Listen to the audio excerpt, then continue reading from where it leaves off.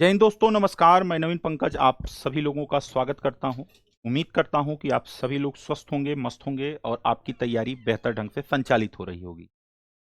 दोस्तों 2 बज रहे हैं, 2:03-4 हो चुके हैं और आपको पता है कि इस समय हम आपसे इंडियन पॉलिटी पे चर्चा कर रहे हैं। और इंडियन पॉलिटी पे जो चैप्टर हमने कल शुरू किया था एनसीईआरटी का, वो मैंने आपको कल विधिवत बता दिया था कि क्या चीज़ें हैं, कैसे हैं। कल की क्लास में हमने आपसे ये पढ़ा था कि भाई संविधान क्या है और what is the function of constitution. संविधान के कार्य क्या हैं। उन कार्यों को आपने देखा था कि जो अंतिम कार्य था वो हमने आपको बताया था कि संविधान किसी देश या समाज की बुनियादी पहचान होती। बुनियादी पहचान में जैसे हमने आपको उदाहरण दिया था कि मान लीजिए हम एक जो है आपके सामने लिख दें कि एक पंथ निरपेक्ष देश है, समाजवादी है, लोकतंत्रात्मक है, और आपको उसका क्या करना हो, जवाब देना हो, तो आपने अपनी तरफ से उत्तर दिया था कि सर वो भारत का क्या है, पहचान है। अब भारत की पहचान हमें कौन देता है? हमारा भारत का संविधान देता है। क्लियर? तो कल इस बात को हम समझ चुके हैं कि what is the function of constitution या कॉन्स्टिट्यूशन क्या करता है। आज की इस क्लास में हम आपके साथ ये समझेंगे कि भाई कॉन्स्टिट्यूशन तो सभी देशों के पास है। कॉन्स्टिट्यूशन बांग्लादेश के पास है, कॉन्स्टिट्यूशन पाकिस्तान के पास है, कॉन्स्टिट्यूशन नेपाल के पास है, श्रीलंका के पास है। तो आप देखोगे कि भारत का कॉन्स्टिट्यूशन जब से बना तब से एज इट इज चलता आ रहा है। 26 जनवरी 1950 को भारत का संविधान पूर्ण रूपेण क्या हुआ, लागू हुआ। और उसके बाद निरंतर भारत का संविधान क्या है, चला आ रहा है। लेकिन इसी के साथ नेपाल के संविधान को देखोगे तो नेपाल का संविधान 5 बार लिखा जा चुका है और आज भी वहां पर कॉन्स्टिट्यूशनल क्राइसिस रहती है, संविधान को लेकर संकट रहता है। सेम उसी तरीके से बांग्लादेश में देखें तो बांग्लादेश में अभी आप देख रहे हो चुनाव हुआ है, वहां पर संविधान का क्या होता है, संकट रहता है। तो आखिर वो कौन से ऐसे तत्व हैं, इस चीज को आपको क्या करना है, इस चीज को आपको ध्यान में रखना है। वो कौन से ऐसे तत्व हैं जो किसी संविधान के अस्तित्व को बड़ा बना देते हैं, और वो कौन से ऐसे तत्व हैं जिसके चलते किसी देश का संविधान बीच में ही ध्वस्त हो जाता है और वहां पर एक संवैधानिक संकट आ जाता है। आज की क्लास में हम इसी पर चर्चा करेंगे। हमारे साथ जुड़े हुए हैं प्रदीप हैं, ज्योति हैं, चंदन हैं, मोहित हैं। बात समझ रहे हो? यहाँ पर कुछ लोगों को जो है कि ऐप को लेकर आपकी क्या हो रही है, समस्याएं आ रही हैं। तो ऐप को लेकर जो समस्याएं हैं मैंने आपको कल भी बताया था कि इस समय पूरे जो है कहीं पर भी आप ऐप देखेंगे तो हर जगह ऐप में कुछ टेक्निकल ग्लिच है। इसकी वजह से हो सकता है कि किसी को समस्या हो रही हो, लेकिन यह समस्या आपकी अस्थायी है। बहुत जल्द यह समस्या आपसे दूर हो जाएगी। मुझे पता है कि आपको परेशानी हो रही है और इसके लिए हमें क्या है, खेद है। लेकिन जो है ये सभी ऐप पर चल रहा है, ये सर्वर की क्या है, प्रॉब्लम है। और हम इस पे निरंतर क्या कर रहे हैं, काम कर रहे हैं। कल से समस्याएं काफी हद तक दूर हुई हैं। हो सकता है कि 2-4 लोगों के साथ आज दिक्कत आ रही हो, लेकिन वो दिक्कत भी सॉर्ट आउट हो जाएगी। इसलिए आप बिल्कुल इसके लिए क्या रहें, निश्चिंत रहें। इस बात को आप ध्यान में रखें। दूसरी बात, किसी छात्र ने टेलीग्राम लिंक की बात की है, तो दोस्त जो आपने बैच परचेज किया है उसी बैच में ऊपर देखेंगे तो एक टेलीग्राम का ब्राउजर में लिंक आता है। उस पे आप क्लिक करेंगे तो सीधे आप हमारे टेलीग्राम लिंक से जुड़ जाएंगे। तो उसमें किसी को देना नहीं है। इस चीज को आपको क्या करना है, इस चीज को आपको ध्यान में रखना है। ओके, चलिए। तो यदि आपकी इजाजत हो तो मैं क्लास को क्या करूं, कंटिन्यू करूं।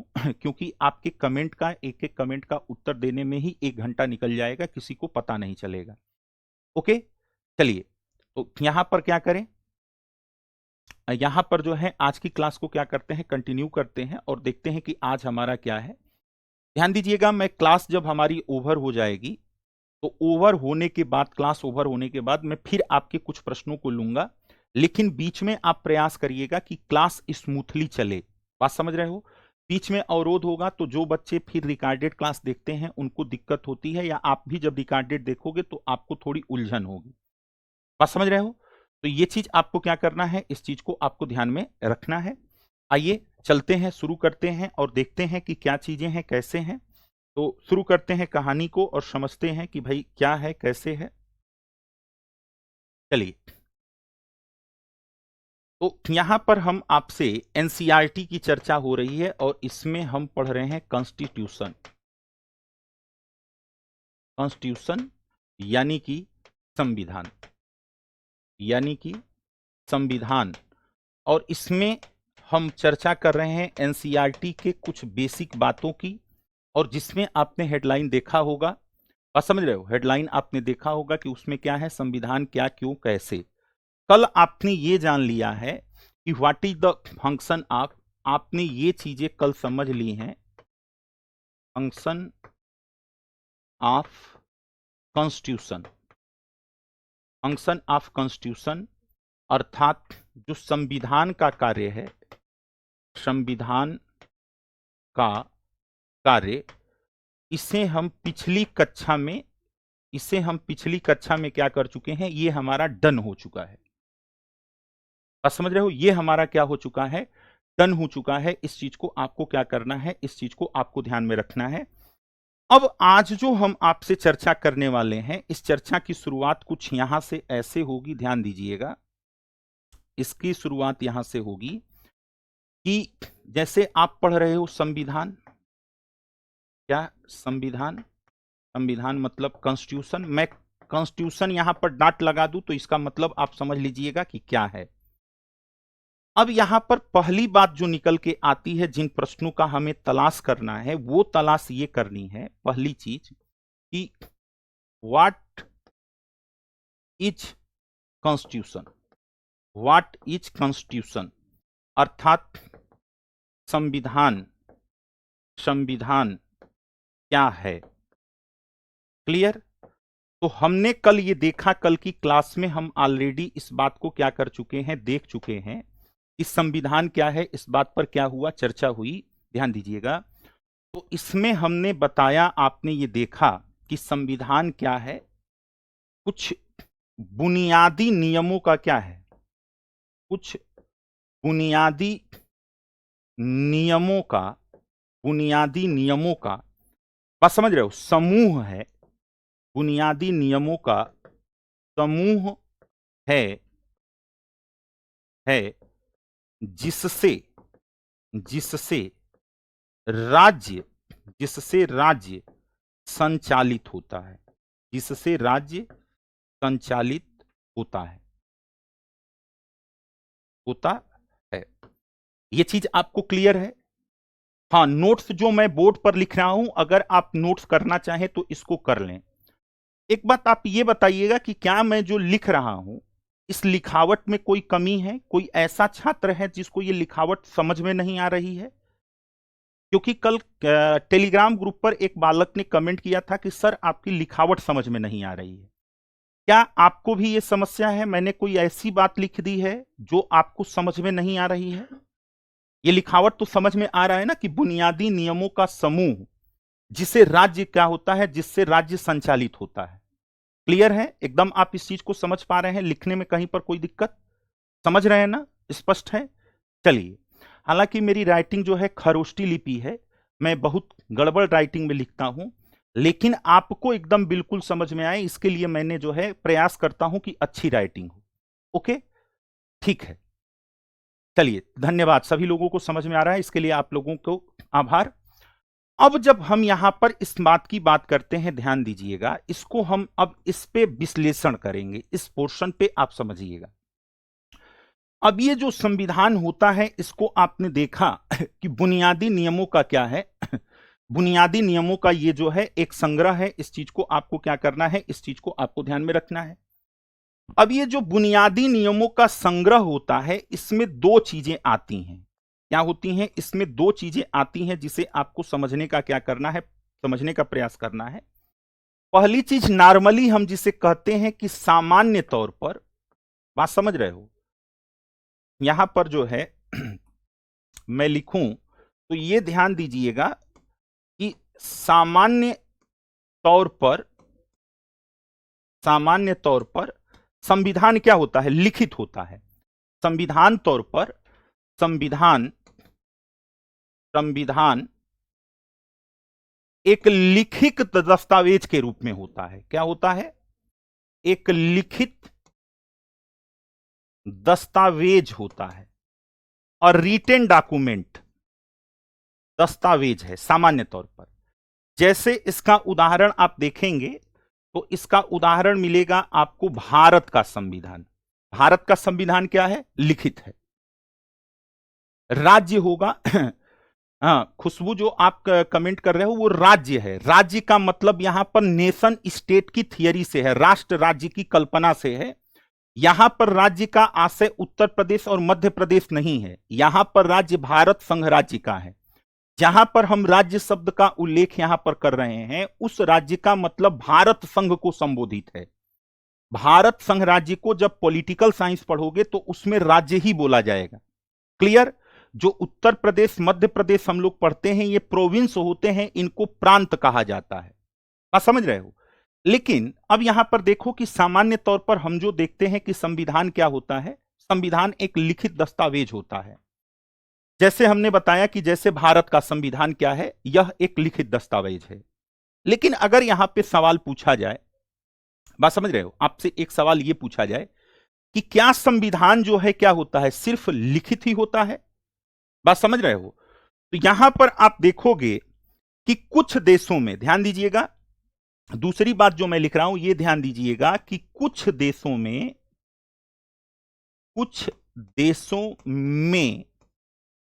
संविधान, कुछ देशों में संविधान लिखित दस्तावेज के रूप में नहीं है। लिखित दस्तावेज के रूप में नहीं है, के रूप में नहीं है। अब आप यहां पर क्या कहेंगे? कोई ऐसे देश भी हैं, कुछ ऐसे देश भी हैं, बात समझ रहे हो? तो क्या जहां पर लिखित दस्तावेज नहीं है, क्या हम ये मान लेंगे कि वहां पर उनका संविधान नहीं है? आंसर होगा नहीं। कई देश ऐसे हैं जहां पर उनका अलिखित संविधान है। बात समझ रहे हो?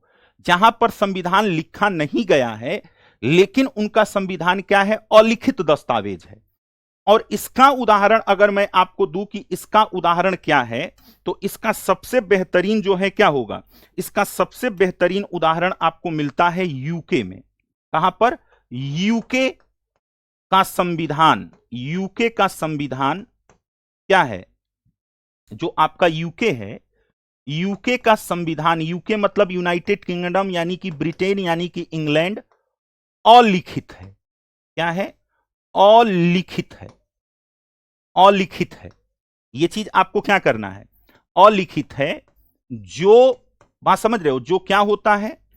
जो निर्णय और परंपराओं, जो निर्णयों और परंपराओं के, निर्णय और परंपराओं के एक सतत श्रृंखला के रूप में है। एक सतत श्रृंखला के रूप में है। श्रृंखला के रूप में है। एक सतत श्रृंखला के रूप में है। इस बात को आपको क्या करना है? इस चीज को आपको ध्यान में रखना है। तो मैंने कहा कि क्या संविधान केवल एक रिटन डॉक्यूमेंट होगा? बात समझ रहे हो? तो संविधान जो कॉन्स्टिट्यूशन हो सकता है, कॉन्स्टिट्यूशन आपका रिटन डॉक्यूमेंट भी हो सकता है और अनरिटन भी हो सकता है। संविधान लिखित भी हो सकता है और अलिखित भी हो सकता है। जैसे हम भारत के संविधान की बात करें तो भारत का संविधान क्या है? एक लिखित दस्तावेज है। लेकिन वहीं पर ब्रिटेन के संविधान की बात करें तो ब्रिटेन का संविधान जो है वह अनरिटेन है। अब आप पूछोगे कि सर अनरिटेन है तो वहां की देश की व्यवस्था कैसे चलती है? तो जो ब्रिटेन के न्यायपालिका है, जो वहां की जुडिशियरी है, वह जुडिशियरी जो डिसाइड करती है, उसके जो पीछे के निर्णय हैं या जो वहां के क्या है, ट्रेडिशन है, परंपरा है, कस्टम है, रूढ़ियां हैं, उनके माध्यम से वहां की व्यवस्था क्या होती है? संचालित होती है। तो यहां पर आपको इस बात को कंफर्म करना है कि क्या संविधान केवल लिखित हो सकता है? आंसर होगा नहीं। संविधान लिखित और अलिखित दोनों हो सकता है। इससे क्या निकल के आता है? इससे यह निष्कर्ष निकल के आता है कि संविधान के दो रूप हो सकते हैं। एक लिखित संविधान हो सकता है और दूसरा क्या हो सकता है? अलिखित हो सकता है। इस चीज को आपको क्या करना है? इस चीज को आपको ध्यान में रखना है। स्नेहा द्विवेदी, प्रियम्बल मैं पुनः एक बार पढ़ाऊंगा।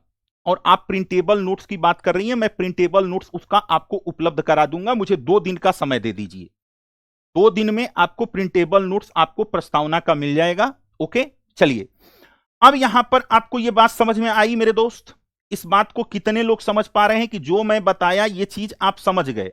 जल्दी से बताइए, कितने लोग इस बात को समझ गए जो चीजें आपको बताई गई कि संविधान लिखित और अलिखित दोनों हो सकता है? क्या हो सकता है? लिखित और अलिखित दोनों हो सकता है। सतत श्रृंखला का मतलब होता है कंटिन्यूअस, मतलब निरंतरता, लगातार। तो लगातार वहां की जुडिशियरी जो डिसीजन देती है उस डिसीजन के आधार पर क्या होता है, वहां की सत्ता संचालित होती है। Do you getting this point? तो इस प्रकार आप यहां पर लिख सकते हैं, यहां पर मैं जो मुख्य बिंदु है उसको यहां पर हाईलाइट कर देता हूं कि संविधान लिखित लिखित और अलिखित, लिखित और अलिखित दोनों रूपों में हो सकता है। दोनों रूपों में हो सकता है। दोनों रूपों में हो सकता है। तो पहली चीज आपकी यहां पर अगर यह भ्रम होगा आपके मन में कि संविधान केवल क्या होगा, संविधान केवल रिटेन डॉक्यूमेंट होगा, तो इस भ्रम को आपको क्या करना है, समाप्त कर लेना है। संविधान केवल रिटेन डॉक्यूमेंट नहीं है, रिटेन डॉक्यूमेंट के साथ साथ संविधान अनरिटेन भी हो सकता है। यह बात आपको पहली चीज समझ में आ जानी चाहिए। अनरिटेन डॉक्यूमेंट कहां पर है? आंसर होगा कि सर यूके का जो संविधान है वो अनरिटेन डॉक्यूमेंट है, जबकि भारत के संविधान की हम बात करें तो भारत का संविधान क्या है, एक रिटेन डॉक्यूमेंट है। यह चीज आपको ध्यान में रखना है। क्लियर? यह बात आपको पूरी तरीके से समझ में आ गई। तो अगली चीज आता है निकलकर, जो दूसरी बात आती है, उस दूसरी बात को हम समझते हैं यहां पर कि संविधान कितना प्रभावी है। अगर हम आपसे पूछें कि किसी देश का संविधान कितना प्रभावी होगा, यह सवाल जो है, अगली बात जो है इसके प्रभाविता पर हम करेंगे। संविधान कितना प्रभावी है? संविधान कितना प्रभावी है? प्रभावी है मतलब यहां पर क्या बात हो रही है? मतलब बात हो रही है कि how effective is a constitution. इसकी मैं बात कर रहा हूं, हाउ इफेक्टिव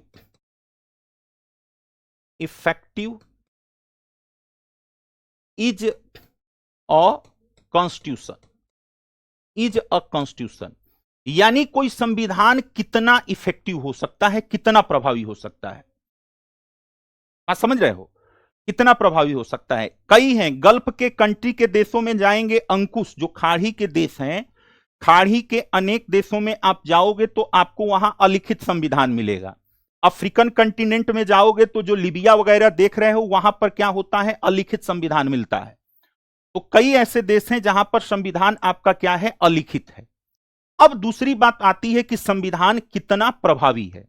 हमने आपको क्लास के शुरुआत में ही कहा था, बात समझ रहे हो? मैंने 2 चैप्टर्स कर रहे हैं। कल की क्लास में हमने आपको बता दिया था कि यही 2 चैप्टर क्या है, मर्ज हैं। क्लास 9वीं की किताब है और 11वीं की, उसी के क्या है, चैप्टर यहां पे मर्ज हैं। कल वाली क्लास में ये हमने आपको स्पष्ट बता दिया है पहले। अब यहां पर आइए इस बात को समझिए कि यहां पर क्या चीजें मैं बता रहा हूं। मैंने आपसे कहा कि भाई भारत का पड़ोसी देश नेपाल है। नेपाल में आप पढ़ते होंगे कि हर 5 वर्ष पर वहां पर क्या होता है, कॉन्स्टिट्यूशनल क्राइसिस आ जाता है। आप देखोगे पाकिस्तान में जो आपका पड़ोसी देश है, भारत के साथ ही आजाद हुआ, लेकिन भारत का जो संविधान अक्षुण्ण रहे और पाकिस्तान का संविधान हमेशा खतरे में आ जाता है। हमेशा वहां पर क्या होता है, मिलिट्री शासन लग जाता है। जो लोकतांत्रिक तरीके से चुनी हुई सरकार है उस सरकार को बर्खास्त कर दिया जाता है। अलिखित का मतलब अनरिटेन, अलिखित का मतलब जो लिखा हुआ नहीं है, एक किताब के रूप में नहीं है, उसको अनरिटेन डॉक्यूमेंट कहते हैं। ओके, चलिए अब यहां पर हम इस बात को समझते हैं कि कोई कितना जो है, तो इस आधार पर अगर आप संविधान को देखोगे तो 2 प्रकार के संविधान हो सकते हैं। अगर हम देखें कि कितना प्रभावी है, इस आधार पर अगर संविधान को पढ़ाएं या समझने का प्रयास करें, बात समझ रहे हैं? तो यह चीज आपको क्या करना है, इस चीज को आपको ध्यान में रखना है। तो यहां पर आप देखोगे कि कहीं का संविधान जो होगा वो क्या होगा, वो प्रभावी होगा। क्या होगा, कहीं का किसी देश का संविधान जो होगा वो प्रभावी होगा, और किसी देश का संविधान जो होगा वो क्या होगा, वह आपका निष्प्रभावी होगा। क्या होगा, वह आपका निष्प्रभावी होगा। यही दो प्रकार हो सकता है, या तो संविधान क्या है, नहीं पाकिस्तान में लिखित संविधान है, प्रदीप कुमार पाकिस्तान में लिखित संविधान है, बात समझ रहे हो। तो अब यहां पर हमने कहा कि अगर हम यह समझने का प्रयास करें कि किसी देश का संविधान कितना प्रभावी है, तो इस आधार पर संविधान को दो भागों में हम क्या कर सकते हैं, डिवाइड कर सकते हैं। किसी देश का संविधान कितना प्रभावी है और किसी देश का संविधान कितना निष्प्रभावी है, यानी इफेक्टिव और नॉन इफेक्टिव। आप इसको क्या कह सकते हो, इफेक्टिव कह सकते हो, और इसको नॉन इफेक्टिव कह सकते हो, ये चीजें। तो अगर आप देखोगे यहां पर मैं उदाहरण दूं कुछ देशों का जहां का संविधान क्या है, प्रभावी है, तो इसमें आपका नाम आएगा दक्षिण अफ्रीका, साउथ अफ्रीका। यहां का संविधान खूब प्रभावी है। दक्षिण अफ्रीका के बाद देखोगे तो आपका क्या आएगा, भारत, हमारा संविधान भी क्या है, प्रभावी है। और यहां पर देखोगे यूएसए, यहां का संविधान भी क्या है, प्रभावी है, प्रभावी है। वहीं पर अगर आपको मैं इधर लेके चलूं तो यहां पर आप देखिए नेपाल, नेपाल, या फिर आप देखिए श्रीलंका, यहां का संविधान क्या है, यहां का संविधान निष्प्रभावी है। बात समझ रहे हो। अब यहां पर मैंने आपको बताया कि संविधान क्या हो सकता है, या तो इफेक्टिव हो सकता है या नॉन इफेक्टिव हो सकता है। कहां के संविधान खूब इफेक्टिव है, तो यहां के संविधान, भारत का संविधान खूब इफेक्टिव है, दक्षिण अफ्रीका का संविधान इफेक्टिव है, अमेरिका का संविधान इफेक्टिव है। वहीं पे आप नेपाल में जाओगे तो नेपाल का संविधान इफेक्टिव नहीं है। बात समझ रहे हैं। अब यहां पर अगर कोई आपके मन में यह सवाल पूछ ले, या आपके मन में यह सवाल आ जाए कि सर भारत का संविधान जो है या यूएसए का संविधान है, यह प्रभावी क्यों है, और यह वाला संविधान जो है यह निष्प्रभावी क्यों है, ये दोनों आखिर संविधान ही हैं। तो किसी देश का संविधान प्रभावी हो जा रहा है, प्रभावी होने का मतलब यहां पे सफल हो जा रहा है, और किसी देश का संविधान निष्प्रभावी हो जा रहा है, अर्थात असफल हो जा रहा है। इसके पीछे रीजन क्या है, आप कमेंट में बताएंगे मुझे। मेरा आपसे एक सवाल है कि किसी देश का संविधान क्यों सफल हो जाता है और किसी देश का संविधान क्यों विफल हो जाता है, इसके पीछे क्या कारण है। हां, और अर्पित सिंह आपने प्रश्न सही पूछा, सर क्यों निष्प्रभावी है। मैं यही पूछ रहा हूं आपसे कि क्या आप इस प्रश्न का उत्तर दे पाएंगे कि कहीं का संविधान सफल हो गया, कहीं का संविधान विफल हो गया। इसीलिए भारत के बारे में ही इकबाल ने लिखा था कि मिस्र मिट गए, रोम मिट गए सभी जहां से, बाकी मगर है अब तक नामो निशा हमारा, कुछ बात है कि हस्ती मिटती नहीं हमारी, सदियों रहा है दुश्मन दौरे जमा हमारा। बात समझ रहे हो। तो अब यहां पर जो है एक जवाब आया कि लचीला है, दूसरा जवाब आया क्रियान्वयन का है। अब इसको हम समझेंगे कि ये क्यों है और कैसे है, बात समझ रहे हो। तो इसमें सबसे पहले प्रश्न को अगर आप देखोगे कि इसका जवाब कैसे मिलेगा, तो पहला यह बनेगा कि भाई किसी देश का संविधान कैसे बना। अगर हम ये देखें, पहला देखें कि किसी देश का संविधान कैसे बना, यह पहला प्रश्न आता है। क्योंकि अगर संविधान अच्छे से बना होगा तो वो क्या होगा, सफल होगा, और अच्छे से नहीं बना होगा तो असफल होगा। जैसे अब अगर हम भारत के बारे में देखें तो भारत का संविधान क्या हुआ, राष्ट्रीय आंदोलन की, मैं समझ रहे हो, जो राष्ट्रीय आंदोलन चल रहा था उस राष्ट्रीय आंदोलन की क्या है, आंदोलन से उपजा संविधान है, से क्या है, उपजा संविधान है। उपजा मतलब भारत की हम बात करें तो भारत का संविधान क्या हुआ। अब भारत का संविधान जो देखोगे तो भारत पहले अंग्रेजों का गुलाम था, आप समझ रहे हो। भारत जो था पहले अंग्रेजों का क्या था, गुलाम था, और उसके खिलाफ हमारे नेता क्या कर रहे थे, जो हमारे देशभक्त थे वो क्या कर रहे थे, नेशनल मूवमेंट कर रहे थे, राष्ट्रीय आंदोलन। तो राष्ट्रीय आंदोलन के समय में, आप समझ रहे हो, मैं सीखा, आपके इस प्रश्न का उत्तर बाद में दूंगा, पहले इसको समझ लीजिए। राष्ट्रीय आंदोलन के बाद, जो राष्ट्रीय आंदोलन जब चल रहा था, तो भारतीय जो लोग थे उनको यह पता था कि हमारे पास किस प्रकार का जो है भेद हो रहा है। तो हमने आपको पहले भी बताया था कि जब हमारे ऊपर अंग्रेज शासन करते थे तो अंग्रेजों ने रंग भेद की नीति अपनाई। गोरे और काले में क्या किया? भेद किया। गोरों के साथ बेहतर व्यवहार और कालों के साथ बेहतर मतलब खराब व्यवहार हुआ। तो इससे लोग ये समझ गए कि अगर हम जनता के बीच में भेदभाव करेंगे, बात समझ रहे हो, ये लोग समझ गए कि यदि हम जनता के बीच में भेदभाव करेंगे तो वो देश का संविधान जो है सफल नहीं हो पाएगा। बात समझ रहे हो, वो जो है वो सफल नहीं हो पाएगा। क्यों? क्योंकि उन्होंने देखा था कि अंग्रेज भेदभाव कर रहे थे, उसके भेदभाव के खिलाफ जनता क्या हुई? सड़कों पे आई, आंदोलन हुआ, और आंदोलन हुआ तो आंदोलन से क्या हुआ? अंग्रेजों को भारत छोड़ के जाना पड़ा। तो जब भारत के राष्ट्र नेता भारतीय संविधान को लिख रहे थे तो उन्होंने बाकायदा इस बात को संविधान में सुनिश्चित किया कि किसी के साथ भेदभाव न हो, जाति के आधार पर, भाषा के आधार पर, लिंग के आधार पर, जन्म स्थान के आधार पर, धर्म के आधार पर। तो भेदभाव को क्या किया गया? भेदभाव को समाप्त कर दिया गया। बात मेरी समझ रहे हैं? तो पहली चीज राष्ट्रीय आंदोलन से निकला, तो राष्ट्रीय आंदोलन से निकलने के बाद जो कमियां हो सकती थी उन कमियों को क्या किया गया? दूर किया गया। पहली बात, इस चीज को आपको क्या करना है? ध्यान में रखना है। दूसरी चीज आप यह देखोगे कि जिसने संविधान बनाया, जिसने संविधान बनाया, संविधान बनाया, उसे जनता का, उसे जनता का विश्वास हासिल था। उसे जनता का विश्वास क्या था? हासिल था। मतलब मेरी बात समझ रहे हैं? आपने देखा होगा कि हमने पहली चीज हमने ये बताई कि हमने उन कमियों को दूर किया, भेदभाव की नीतियों को दूर किया, जिससे लोगों को न लगे कि भाई किसी आधार पर हमारे साथ भेदभाव हो रहा है। तो जब भेदभाव नहीं होगा तो आप क्या होंगे? संतुष्ट होंगे। मैं मान लीजिए आपकी क्लास को पढ़ा रहा हूं, आपकी क्लास को पढ़ाते समय मैं कुछ लोगों का कमेंट लूं और उनके कमेंट का जवाब दूं, और कुछ लोगों के कमेंट को जवाब उत्तर न दूं। मैं बात समझिए यहां पर, अब मैं इस प्रकरण को समझा रहा हूं, यहां से समझिए। यह मान लीजिए कि क्लास है, इस क्लास में दो प्रकार के लोग क्या है? बैठे हुए हैं। ये आपके क्या हो गए? दो प्रकार के लोग इसमें क्या है? बैठे हैं। अब इसमें मैं क्या कर रहा हूं कि जो ग्रीन है, बात समझ रहे हो, मान लो ये क्या है? ये गर्ल है और ये क्या है? बॉयज हैं। मैं क्लास आपको पढ़ा रहा हूं, मैं क्या कर रहा हूं कि मैं केवल जो बॉयज हैं, केवल ये जो हैं, इन्हीं के कमेंट का उत्तर दूं। यानी जो ये कमेंट कर रहे हैं इन्हीं के कमेंट का रिप्लाई दूं, इन्हीं के कमेंट का रिप्लाई दूं, और इनको क्या करूं? इन्हें इग्नोर करूं। क्या करूं? इन्हें इग्नोर करूं, नजरअंदाज करूं।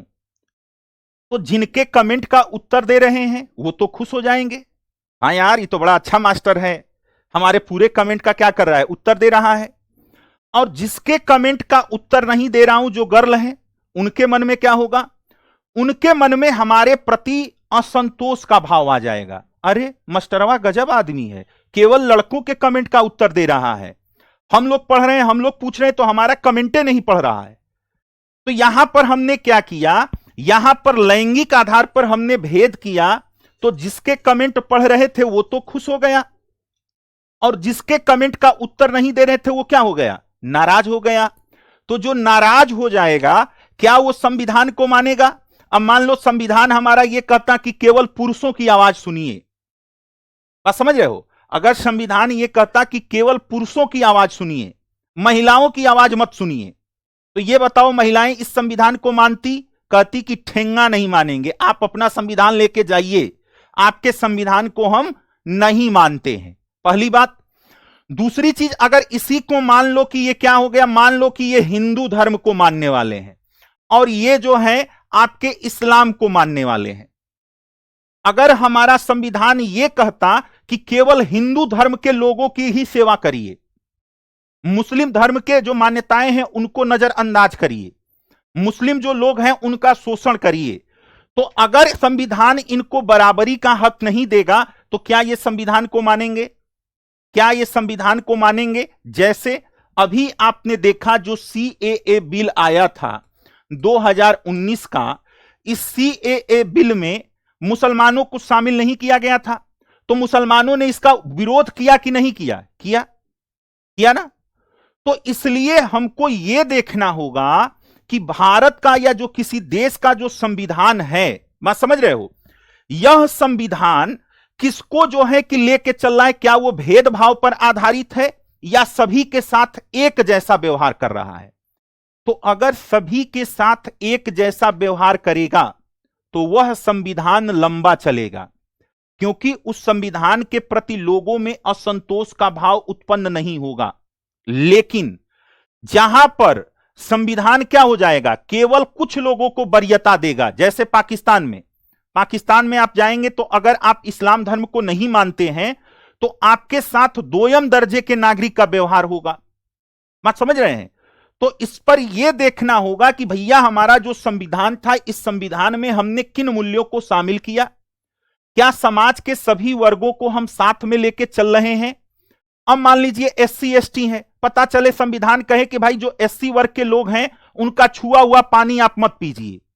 बात समझ रहे हैं? मान लीजिए मैं एससी वर्ग से आता हूं और संविधान यह कहे कि ये एससी वर्ग का है इसलिए इसका छुआ हुआ पानी मत पियो, ये एससी वर्ग का है इसलिए इसके तरफ मत देखो, ये एससी वर्ग का है इसलिए इसको ट्रेन में चढ़ने मत दो। तो जो एससी कम्युनिटी का व्यक्ति होगा वो क्या कहेगा कि हम इस संविधान को बिल्कुल नहीं मानेंगे, ये संविधान हमारे साथ क्या करता है? भेदभाव करता है। तो भारत के संविधान को अगर आप देखोगे तो भारत का संविधान देश की जनता के बीच में किसी भी प्रकार का कोई भी भेदभाव नहीं करता है। दूसरी बात कि संविधान का निर्माण किसने किया? तो हमने आपको बताया कि संविधान का निर्माण किसने किया। जो संविधान के निर्माण करने वाले लोग हैं, यानी यहां पर मैं आपको बताऊं कि अगर यहां पर मैं पूछूं कि भाई संविधान निर्माता कौन है, संविधान निर्माता कौन है, तो संविधान निर्माता देखोगे तो भारत का संविधान किसके द्वारा लिखा गया? संविधान सभा द्वारा। भारत का संविधान संविधान सभा द्वारा। इसमें कौन थे? इसमें वो नेता थे, वे नेता थे, बात समझ रहे हो, जिनके ऊपर, बात समझ रहे हो, जिनके ऊपर जनता क्या करती थी? जनता का विश्वास था। जिनके ऊपर जनता का विश्वास था कि नहीं था? ये बताओ। जो आजादी की लड़ाई नेता लड़े, Pandit Jawaharlal Nehru, doctor Bhimrao Ambedkar, doctor Rajendra Prasad, Meenu Masani, KM. Munshi, ये सब क्या थे? यह सब तो भारत के नेता थे और भारत के लोग इनके ऊपर पूरा भरोसा करते थे कि नहीं करते थे? करते थे ना। तो जब आपको जनता का भरोसा हासिल होगा और आप कोई काम करोगे तो उसको जनता क्या करेगी? स्वीकार करेगी।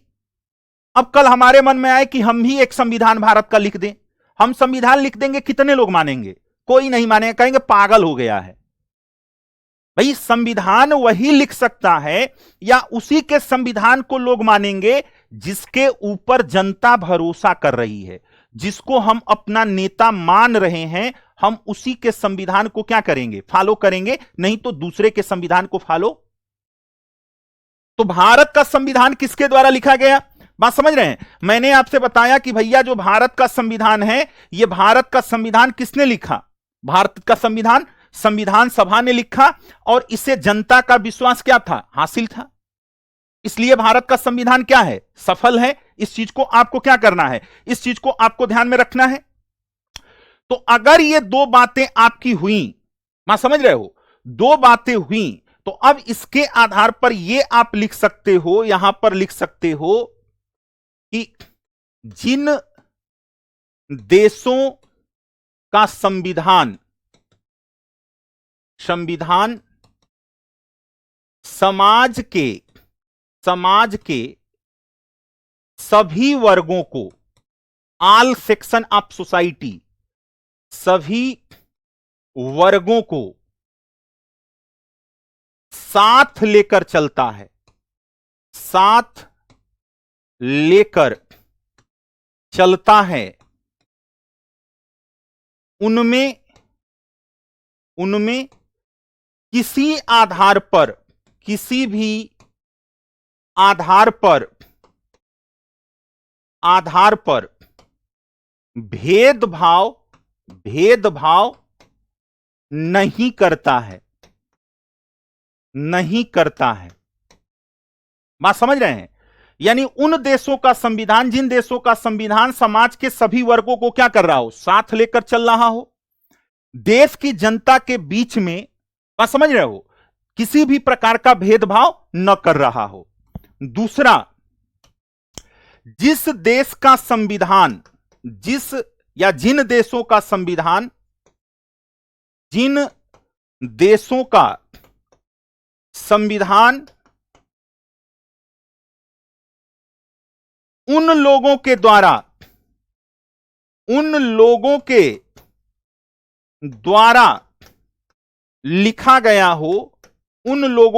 लिखा गया हो,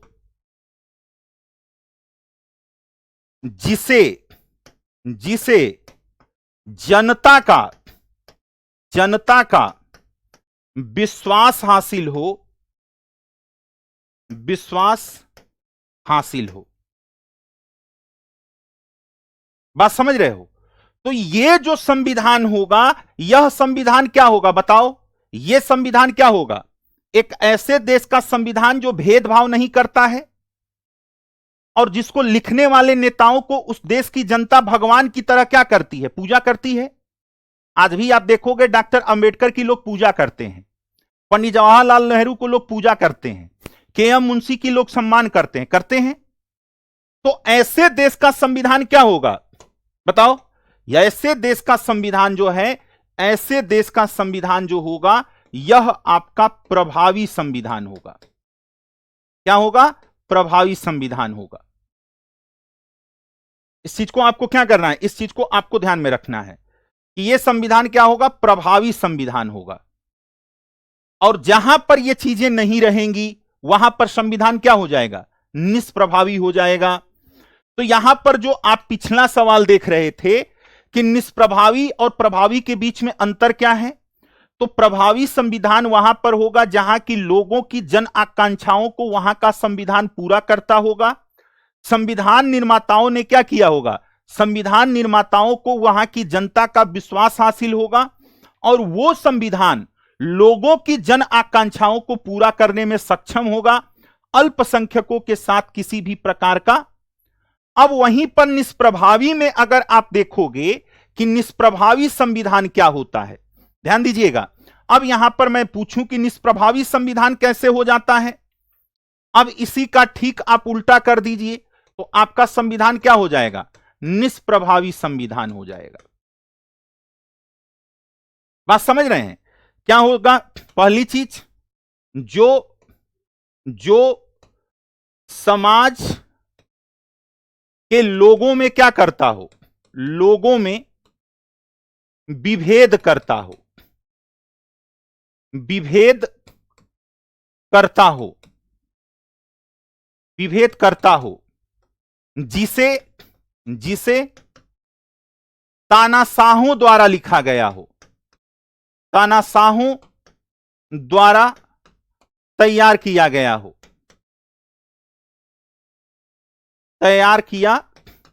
गया हो। तीसरी चीज क्या होता है? जिसमें यानी जिसमें जो है कि उस संविधान में लोगों की आस्था न हो, लोगों की आस्था न हो। बात समझ में आ गया?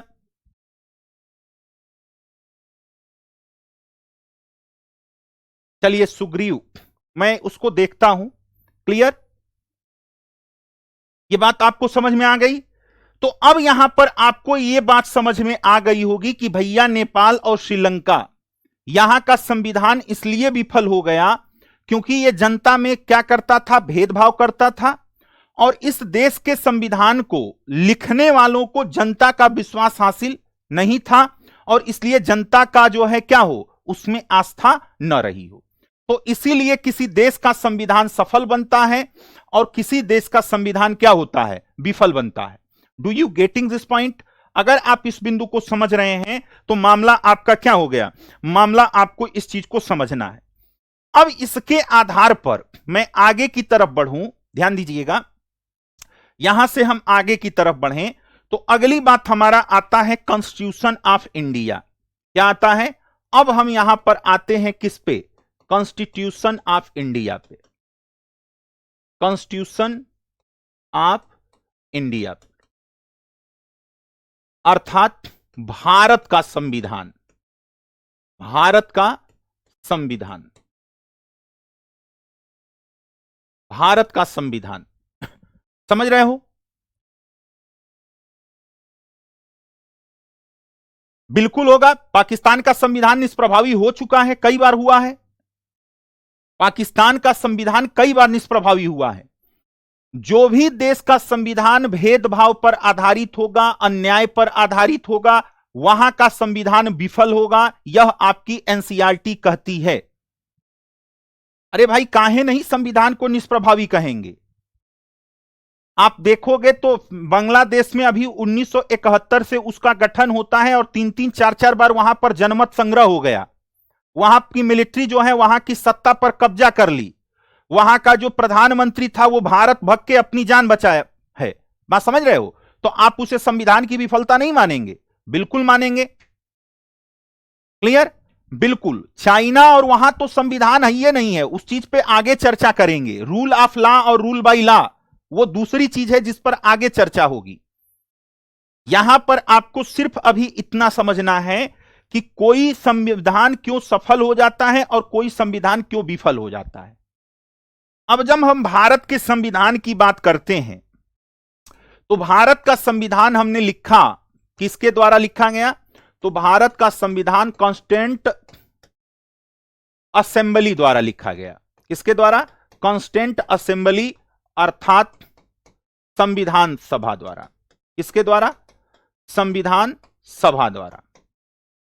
अब यहां से हम भारतीय संविधान की रचना की तरफ क्या कर रहे हैं, मूव कर रहे हैं कि भारत का संविधान कैसे लिखा गया।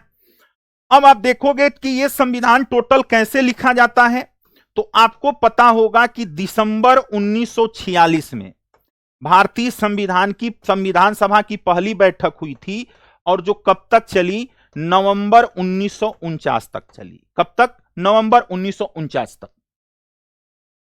मेरी बात समझ में आ रही है? और यह संविधान सभा जो हुआ था यह किस पे आधारित था? तो आपको एक बात और पता होनी चाहिए कि कैबिनेट मिशन जो हमारा क्या था, कैबिनेट मिशन द्वारा प्रस्तावित योजना के आधार पर, कैबिनेट मिशन द्वारा प्रस्तावित योजना के आधार पर भारत का संविधान क्या हुआ था? लिखा गया था। भारत का संविधान लिखा गया था। ठीक 26 नवंबर 1949, आप समझ रहे हो? 9 दिसंबर 1946 डेट आपका बिल्कुल क्या है, आप लोगों का सही है, फैक्ट आपका राइट है। कंसेप्ट मुझे आपको क्या करना है, देना है। कंसेप्ट में आपको क्या करूंगा, दूंगा। ये चीज आपको यहां पर क्लियर आ रही है। अब यहां पर आप देखोगे कि ये जो संविधान सभा थी, इस संविधान सभा को क्या मिल रहा था, मोटिवेशन कहां से मिल रहा था? तो आप लिखोगे कि ये संविधान सभा जो थी motivated by national movement, motivated by national movement. अर्थात ये क्या थी? यह राष्ट्रीय आंदोलन से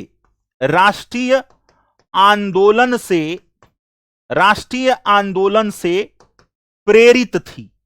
जो भारत की संविधान सभा थी, यह भारत की संविधान सभा प्रेरित थी कि नहीं थी? मैं समझ रहे हो? जब भारतीय संविधान सभा को देखोगे तो संविधान सभा के सदस्य कौन थे? भारतीय संविधान सभा के सदस्य वह लोग थे जो आजादी की लड़ाई में जेल की रोटियां खाई थीं, जिन्होंने अंग्रेजों के कोड़े सहे थे, जिन्होंने काले पानी की सजा झेली थी। ये लोग क्या थे? ये लोग संविधान सभा में बैठे, और जब ये लोग संविधान सभा में बैठे तो ये उन मूल्यों से प्रेरित थे जिन मूल्यों के लिए ये लड़ रहे थे। तो अगर यहां पर ये शामिल हो गए, बात समझ रहे हो, तो इसका मतलब क्या था? इसका मतलब यहां पर यह निकलता है, इस चीज को आपको क्या करना है, समझना है भैया, कि अगर यह बात थी तो इसका मतलब जो भारत की संविधान सभा थी, भारत की संविधान सभा समाज के सभी वर्गों को, समाज के सभी वर्गों को साथ लेकर चलने में क्या थी? सभी वर्गों को साथ लेकर चलने में सक्षम थी, साथ लेकर चलने में समर्थ थी,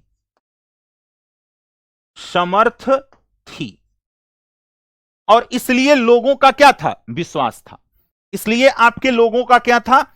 विश्वास था। यह चीज आपको क्या करना है, इस चीज को आपको समझना है कि भारत की संविधान सभा, भारत का संविधान जो है यह एक संविधान सभा के द्वारा लिखा गया है। यह संविधान सभा क्या है? यह संविधान सभा जो है यह आपके अप्रत्यक्ष ढंग से निर्वाचित है। इससे अप्रत्यक्ष ढंग से निर्वाचित है। अब यह कैसे निर्वाचित है, इसकी चर्चा मैं आपको बताऊंगा। कैसे निर्वाचन हुआ यह भी एक रोचक कहानी है। तो अप्रत्यक्ष ढंग से क्या हो गई? निर्वाचित हो गई।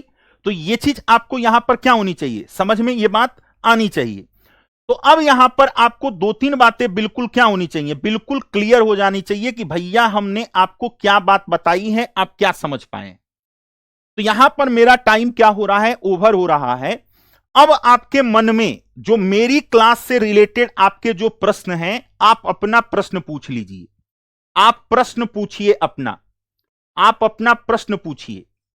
आपके प्रश्न क्या हैं, अपना प्रश्न पूछ लीजिए क्लास से संबंधित। जी हां, ये एनसीईआरटी है, मैं बिल्कुल हूबहू एनसीईआरटी के एक एक शब्द को पढ़ा रहा हूं।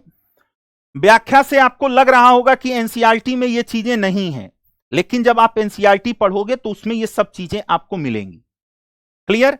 तो प्लीज आपको जो मेरी बात समझ में ना आई हो तो ये चीज आप क्या करिए, इस चीज को आपको ध्यान में रखिए। अविनाश कुमार, गूगल मीटिंग जो होती है प्रति सैटरडे को 12 बजे से लेकर 12:30 बजे के बीच में आपको ग्रुप में एक्टिव रहना होता है।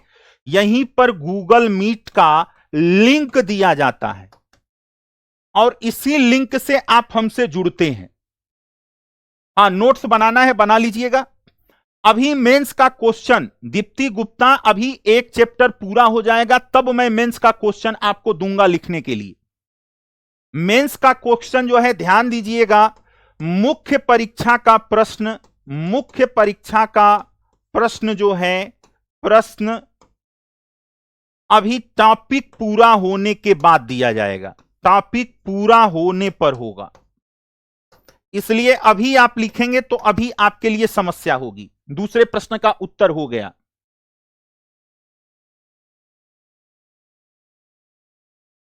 चलिए कल से हम आपके लिए कुछ जो है कि क्वेश्चन रख लेंगे, एमसीक्यू भी रख लेंगे।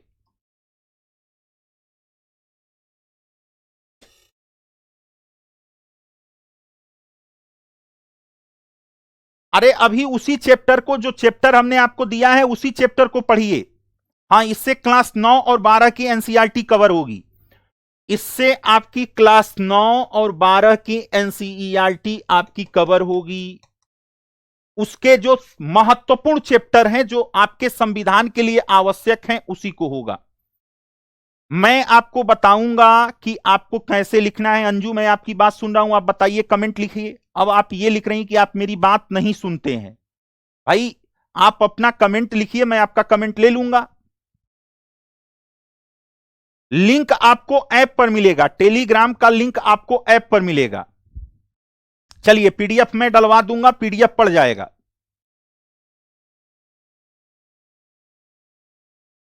ओके, चलिए जो लोग नोट्स बनाना चाहें वो नोट्स बना सकते हैं, जो न बनाना चाहें वो न बनाएं, ये आपकी मर्जी है। नोट्स अगर बनाना चाहते हैं तो जो पॉइंट मैं लिखता हूं उसी को आप दीजिए। किस चीज की रिप्लाई आकाश भाई? प्रश्न आपके कमेंट काफी तेजी से इसको ऐड होते हैं।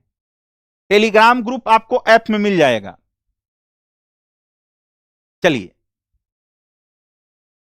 यूके ने अपना संविधान क्यों नहीं लिखा? क्योंकि उसकी एक समृद्ध परंपरा थी, तो वो अपनी परंपराओं के हिसाब से क्या होता है, शासित होता है। यूके में आज भी क्या है, राजतंत्र है।